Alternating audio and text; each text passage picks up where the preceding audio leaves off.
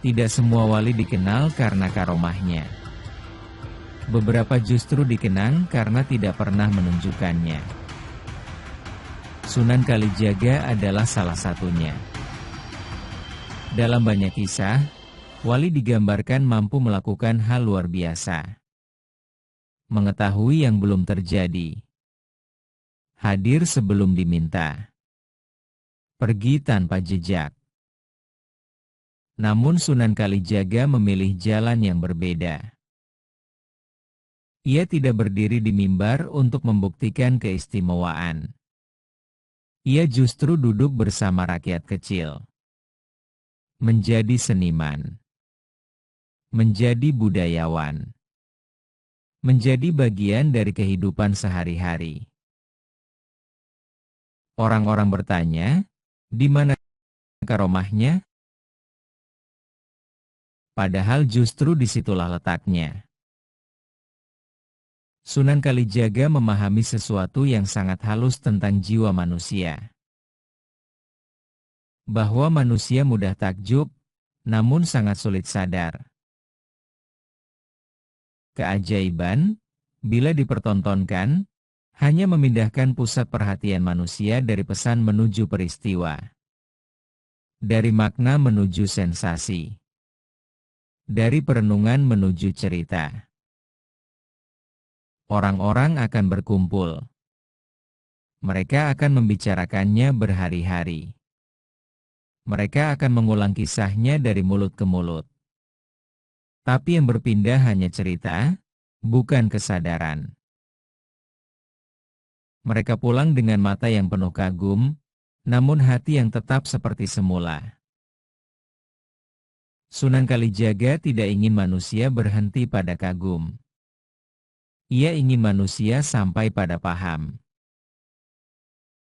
Karena kagum membuat orang menengadah, tetapi paham membuat orang menunduk.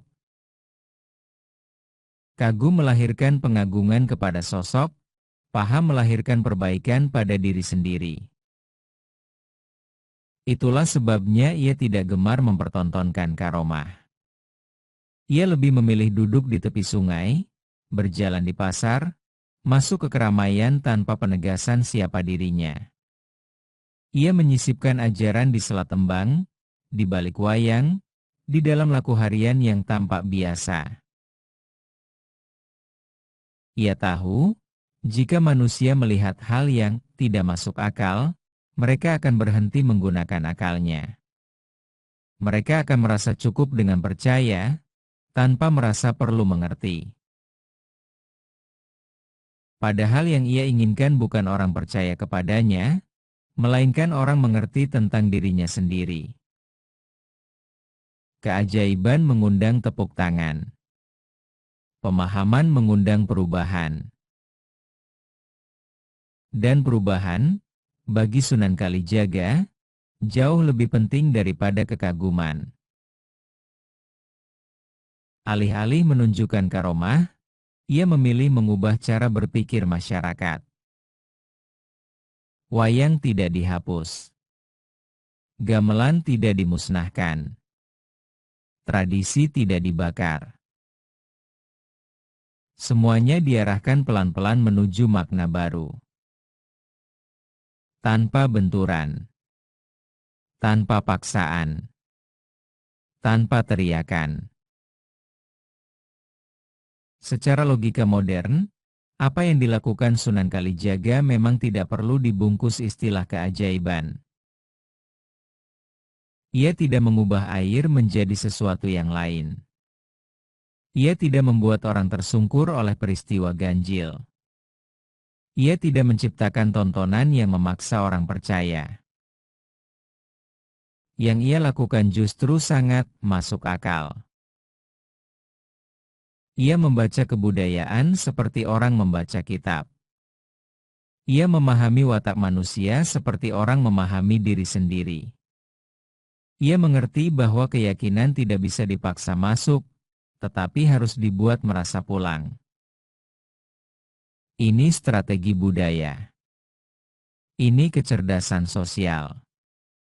Ini psikologi massa yang sangat halus. Ia tidak menyerang kepercayaan lama. Ia tidak meruntuhkan simbol yang telah dicintai masyarakat. Ia tidak menertawakan kebiasaan yang telah turun-temurun. Ia masuk dari dalam. Ia menyentuh rasa sebelum menyentuh logika.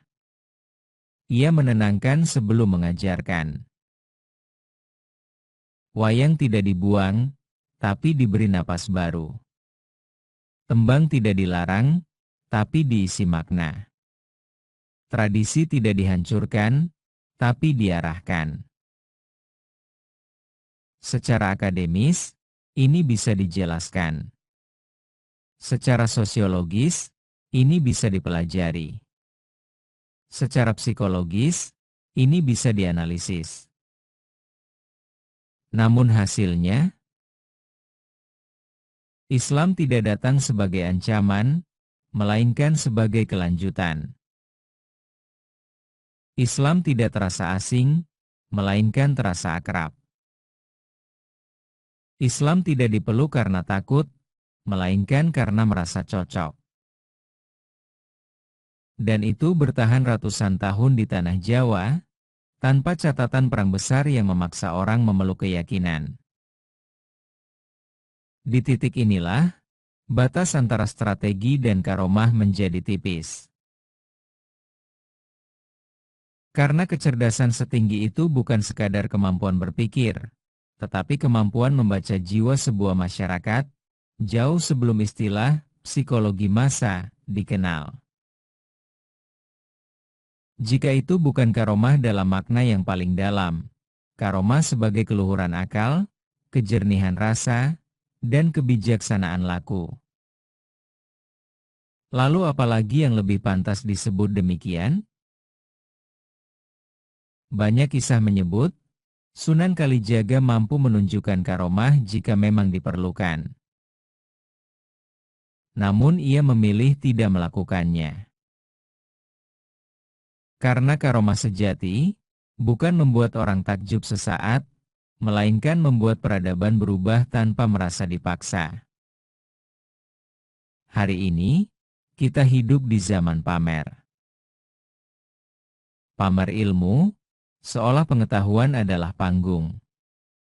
Pamer iman, seolah ibadah adalah konten. Pamer kesalehan, seolah kebaikan butuh saksi. Semakin terlihat, semakin dianggap bernilai. Semakin disorot, semakin dianggap berarti.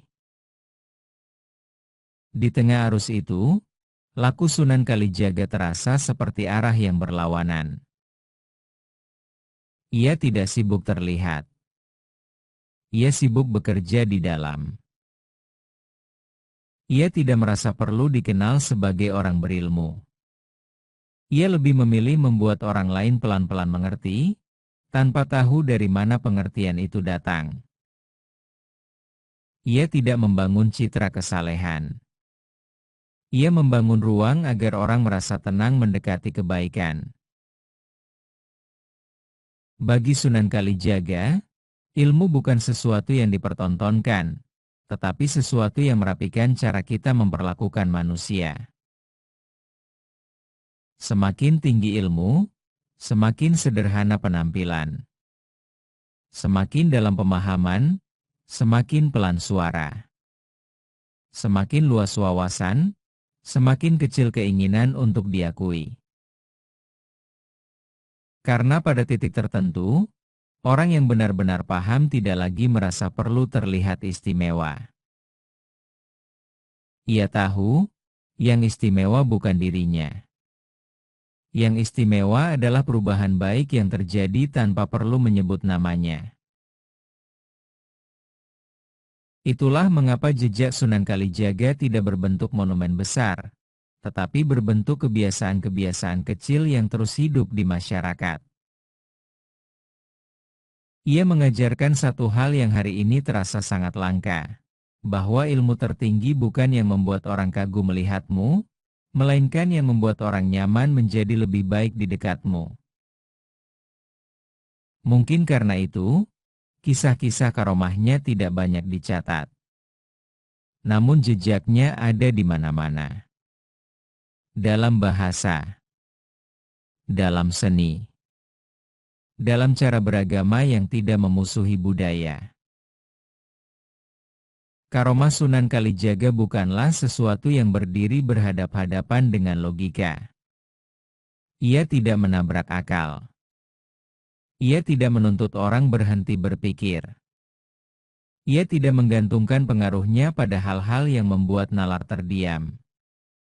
Justru sebaliknya. Ia berjalan begitu selaras dengan cara manusia berpikir, merasa, dan hidup, sampai orang tidak sadar bahwa dirinya sedang diarahkan menuju perubahan besar. Disitulah ia melampaui logika. Karena logika bekerja pada apa yang terlihat. Sementara Sunan Kalijaga bekerja pada apa yang dirasakan. Logika bisa menjelaskan peristiwa. Namun ia menyentuh sebab di balik perilaku. Ia tahu manusia tidak berubah karena diperintah. Tidak berubah karena ditakuti. Tidak berubah karena dikagumkan. Manusia berubah ketika merasa dipahami.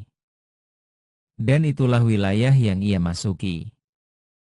Ia tidak membuat orang takjub dengan keajaiban. Ia membuat orang pelan-pelan merasa tidak nyaman dengan kebiasaan buruknya sendiri.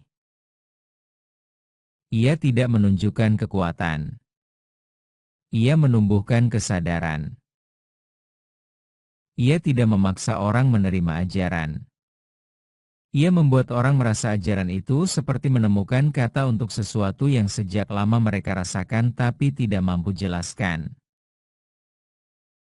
Ini bukan kerja yang bisa selesai dalam sehari. Bukan kerja yang bisa disaksikan dengan mata. Bukan kerja yang bisa diceritakan sebagai kisah sensasional. Ini kerja yang sunyi. Kerja yang hasilnya baru tampak puluhan tahun kemudian, ketika sebuah masyarakat berubah tanpa merasa sedang diubah. Dan itulah keajaiban yang paling sulit dilakukan. Karena membuat orang kagum itu mudah. Membuat orang sadar itu jauh lebih rumit. Kagum hanya menyentuh emosi sesaat. Sadar menyentuh cara hidup. Kagum berhenti pada cerita. Sadar menjelma menjadi kebiasaan. Di tangan Sunan Kalijaga, dakwah bukan lagi peristiwa, melainkan proses yang meresap pelan ke dalam jiwa masyarakat. Jika karomah sering dipahami sebagai kemampuan melampaui hukum alam, maka karomah Sunan Kalijaga adalah kemampuan melampaui kecenderungan alamiah manusia yang paling keras. Keengganan untuk berubah. Para wali tidak sibuk membuktikan siapa diri mereka. Mereka sibuk memastikan manusia tidak kehilangan dirinya. Dan mungkin, di zaman yang bising ini, itulah karomah yang paling kita butuhkan.